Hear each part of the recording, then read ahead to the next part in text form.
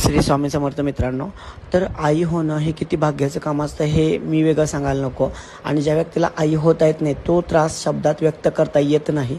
आणि हाच त्रास एका आपल्या सबस्क्रायबर ताईला होत होता आणि तिनं आपल्याला कमेंट केली होती की दादा माझ्या लग्नाला 2 वर्ष झाली तरी मला बाळ होत नाही आहे, तुम्ही स्वामींना प्रश्न विचारा.